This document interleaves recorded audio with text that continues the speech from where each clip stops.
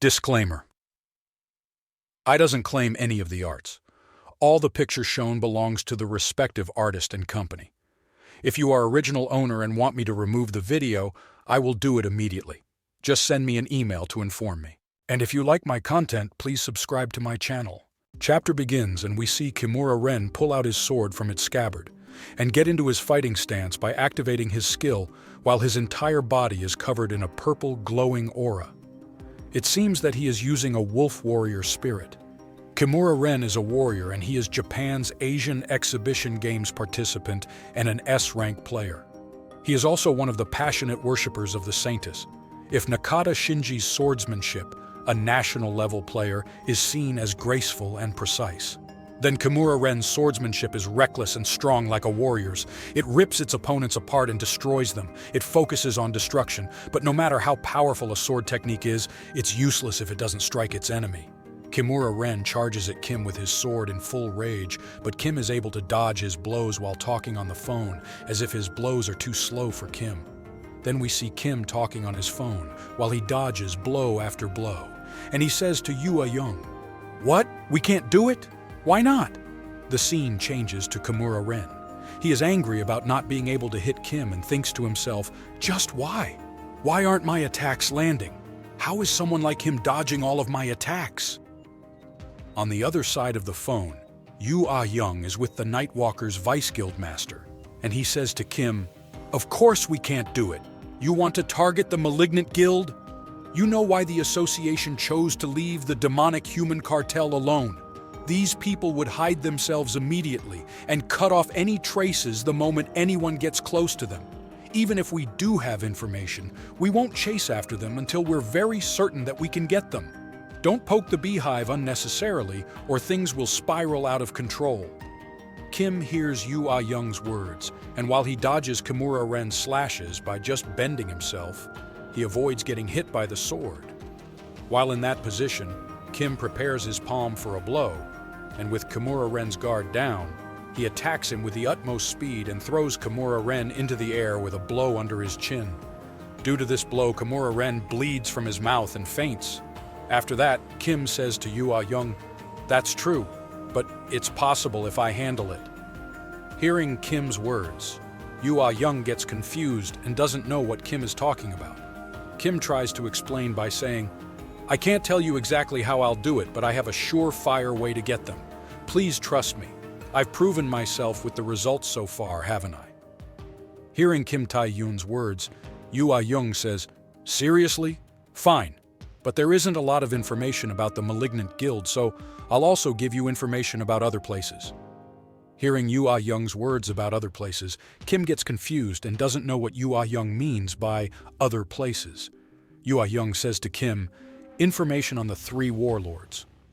The three warlords are big shots that control not only the underworld of society, but also the political scene.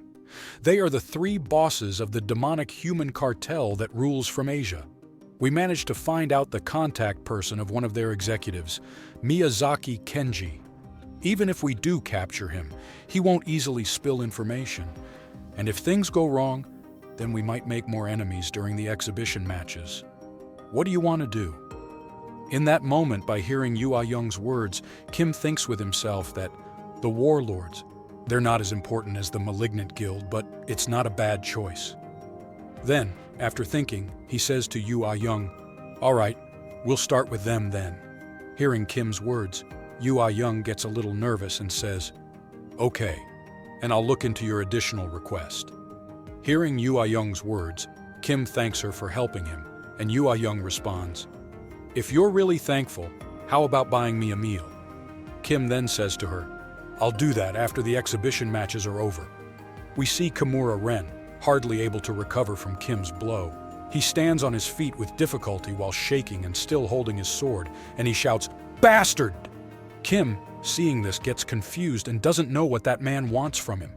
We see Kimura Ren activate his power again to its maximum, and while his whole body is covered with purple aura, he says to Kim, "You intend to keep looking down on me?" Kim responds to him, "I never did that, though." Hearing Kim's word, he gets even angrier and says to Kim, "If you don't fight me properly, I'll destroy this whole area along with you." Kim responds to him, "I already said I wasn't looking down on you."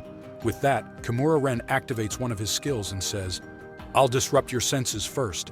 Sight, touch, hearing, taste, smell. Domination of 5 senses."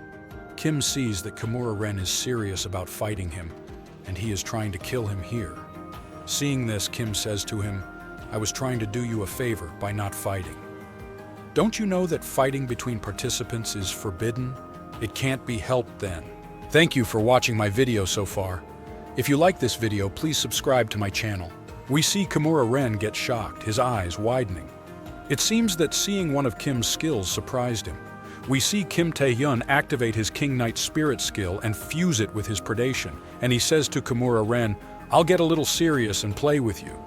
Then he attacks Kimura Ren with that, and at the moment of impact, Kimura Ren doesn't know how to defend himself against Kim's attack and gets hit by it.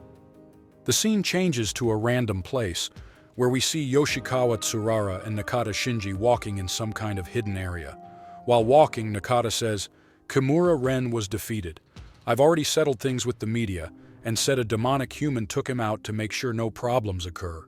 But after he lost to Kim Tae-hyun, the only thing he keeps repeating is, "I'll get serious and play with you." It seems he's under some kind of mind-related skill. In his current condition, it'll probably take him a month to recover. So he definitely won't be able to participate in the exhibition matches. Yoshikawa Tsurara hears Nakata's words, smiles, and says, I guess he does have a skill that the media doesn't know about." Hearing Yoshikawa's words, Nakata suggests that maybe he should step in now and fight with Kim Tae-hyun, but Yoshikawa laughs and says, "Ka-ha-ha-ha, you and your jokes. We won't be able to get points at the exhibition match if even the Phantom Swordsman is absent." Hearing her words, Nakata gets shy, blushes, and accepts her command. While pointing at a door, Yoshikawa says, "No need to be worried. I already foresaw Kimura Ren losing to him. I've already prepared a new bait anyways." We see Yoshikawa open one of the prison cell doors, and she and Nakata enter the cell. As they enter, we see a man hanging from the wall of the cell by his hands, chained to the wall. The scene changes to a close view of him, and that man is none other than Isaki Ryohei, Japanese S-rank player and East Point chief security officer. It seems he has been in there for weeks or months. He sees Yoshikawa Tsurara and Nakata Shinji and wonders why they are there. Seeing that Isaki Ryohei still has not lost consciousness and has the ability to recognize people, Yoshikawa Tsurara is happy and says, "Isaka Ryohei, it's time for you to do some work for me." The scene changes to an unknown place in the abyss where a fight seems to be going on. The ground is getting destroyed. We see a woman with blonde hair, pink glasses, and 2 tonfas in her hands. It seems she was hit by someone while defending her comrade. She gasps for breath due to the terrible blow she received and then says, "Why are you doing this?" She is the Philippines S-rank player named Rikaya. Shui Shin emerges from the dust, having been the one to attack Rikaya. Seeing him, Rikaya says angrily, "Why are you trying to kill us? With the strength of your group, you would be able to get first place even without doing something so cowardly. Shui Shen!" While smiling, Shui Shen scratches his ear and gets closer to her. Shui Shen is China's national-level player, Mystic Deity.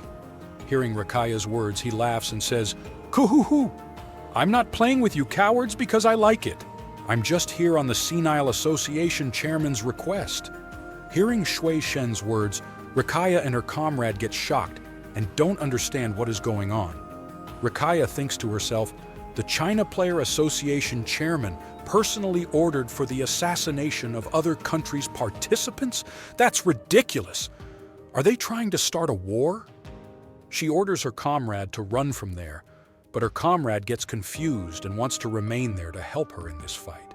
But Rikaya tells her, "You need to run away and tell the rest about this, while I try to stop this monster. Go now!" As she was running away, Shui Shun activated his skill and charged towards both of them to destroy them both with his mighty power.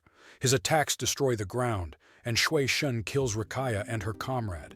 After killing them, he talks to himself and says, "Curses. The Singapore guys that Chai Ming-min is in charge of must be more interesting than this." Next would be, which country is it? Oh, right. New South Korea's Kim Tae-hyun. The scene changes to somewhere else, where a reporter explains the weekly news about the Asia Exhibition Games. He says, "The Asia Exhibition Games will last for 1 week. We're announcing the first day's aggregated point results. New South Korea, which got the first point, still maintains an overwhelming lead in first place. China and Japan are chasing fiercely behind. We're either live broadcasting each country's representatives tracking and hunting of demonic humans, Oregon releasing the footage after some editing has been processed." In the next scene, while the reporter is explaining the weekly news, we see people walking and talking in the streets of the city at night saying, "New South Korea? That's crazy. What's Japan and China, who have national-level players, doing? I heard Kimura Ren from Japan surrendered due to an injury caused by demonic humans. The Singapore players have been found dead, and the Philippines also all went missing after they went into the abyss to subjugate monsters. What's happening right now?" What's certain is that in this Asia Exhibition Games event, something's off. The scene changes to the building where Kim Tae-hyun lives. We see Kim sitting on his bed watching news on his phone. The news reporter says, "The Asia Exhibition Games Committee has formed an investigation squad to investigate the murder of the Singapore players and the incident of the Philippine players going missing. Each country has been requested to cooperate with the investigation." Hearing this news, Kim thinks to himself, "Before I regressed, this only happened around the 3rd day. Has it already started? If this is the same incident that happened before I regressed, then the culprits behind these events would be the China national level players, for them to show off their individual strength and get rid of other teams' players, a mix of various reasons. But the biggest reason would probably be because of the head of the China national level players, the personal ambition of that guy."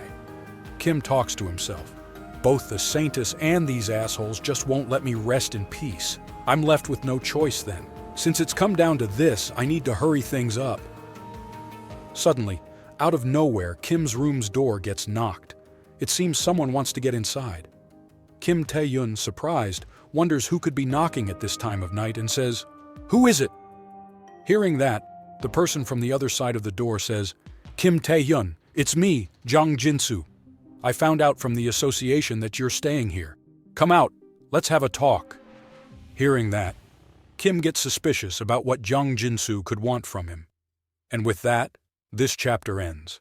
Thank you for watching this video until the end. Support this channel by liking this video and subscribing the channel. And if you want me to recap another manhwa or manga, write its name in the comments section. And if you want to know that what happened in previous chapters, you can watch them in this channel. Stay tuned for next chapters.